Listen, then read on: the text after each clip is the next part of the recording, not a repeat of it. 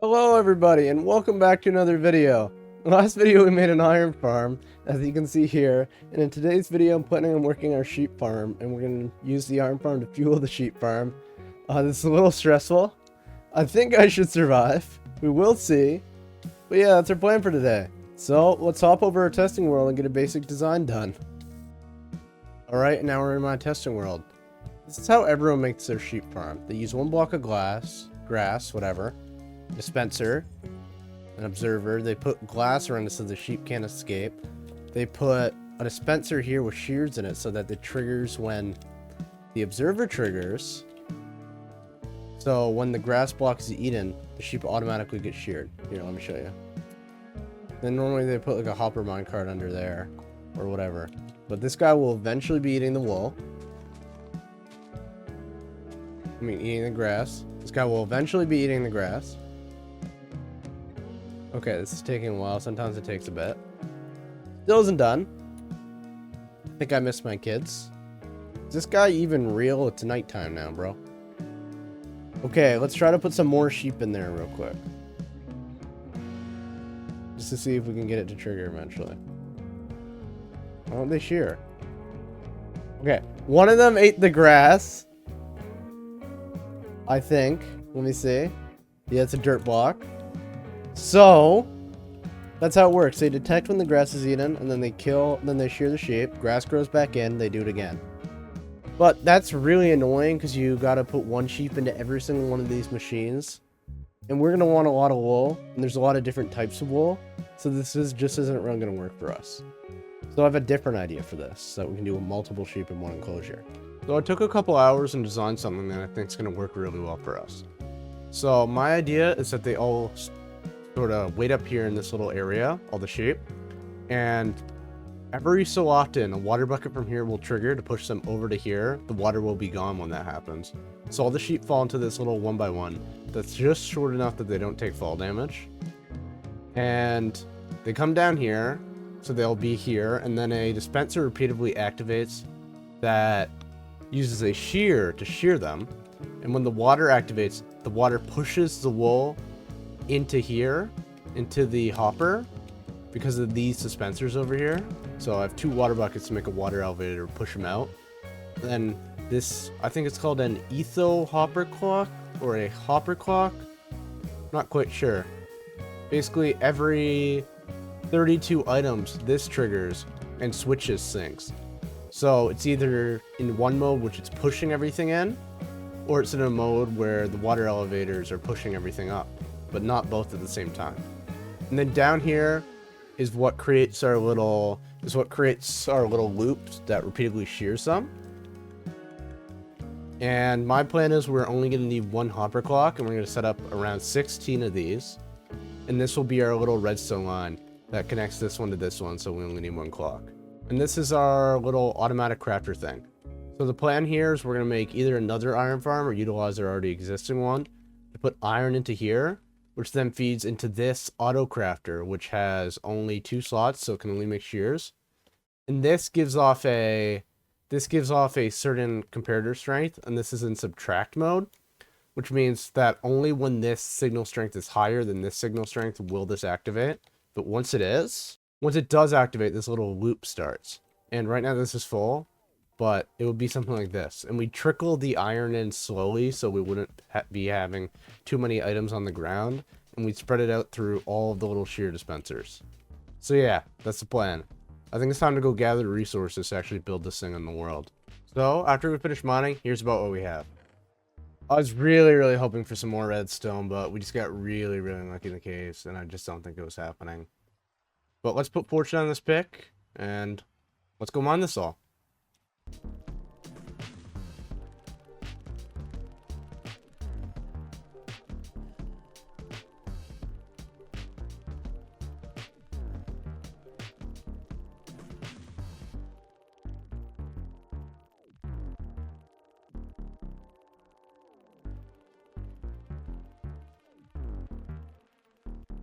So we got around, let's see here, around 14 stacks of redstone, which is pretty good. 4 stacks of diamonds, which is insane. I really didn't think we were going to get that many.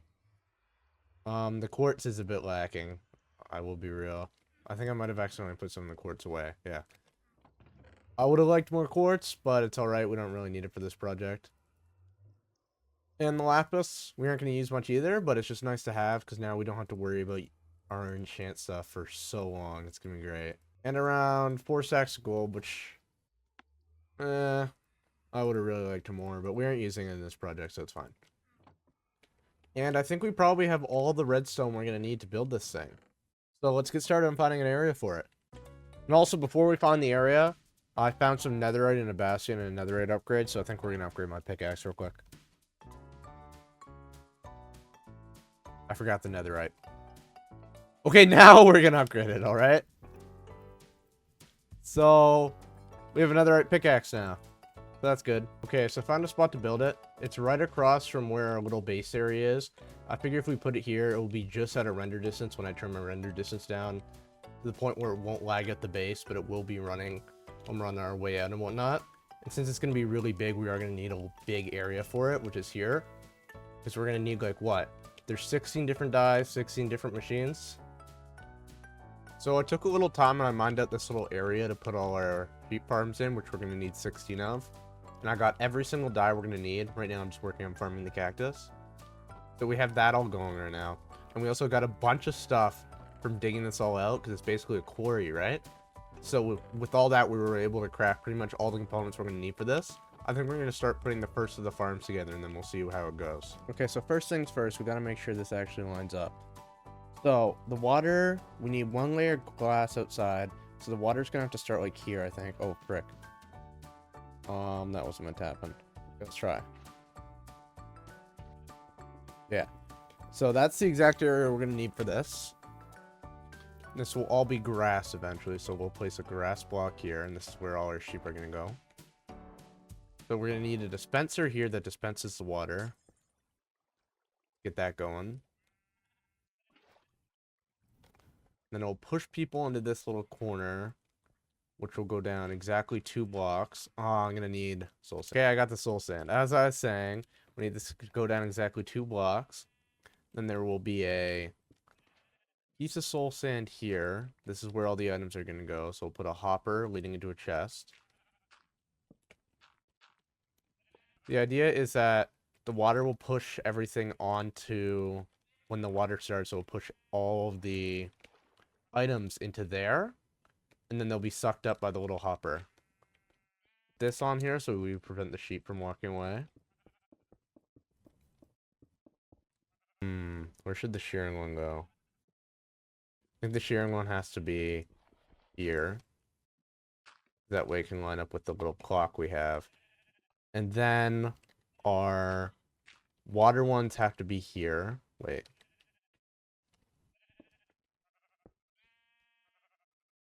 Yep, here. This is where our water buckets go.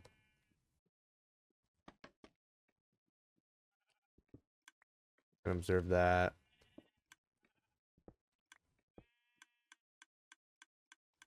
We need a sticky piston here. This needs to connect to the water and to the dispensers.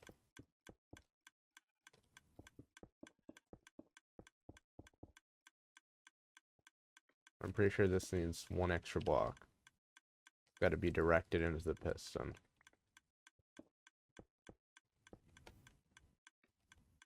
We also need a way to get up to the actual dispenser. Get that going. No. I think it does have to be facing it. So there. That should all work once we get our sheep in here, so we'll see. Get some more grass so we can start spreading that. And then let's try activating it. Now I think it's working now. We had a couple mishaps, but we'll see. So all the sheep going there. Get another dirt block. Yep. And we just need to get a shear in there. Well, unfortunately, between gathering all the resources and building these things and actually digging out the area, that's all the time I have for this episode. But next episode, we're going to actually finish all 16 of them. I do have to dig out a little bit more area for it. And we're going to make a cool structure on top. And we're going to do the storage for it. So get hyped for that.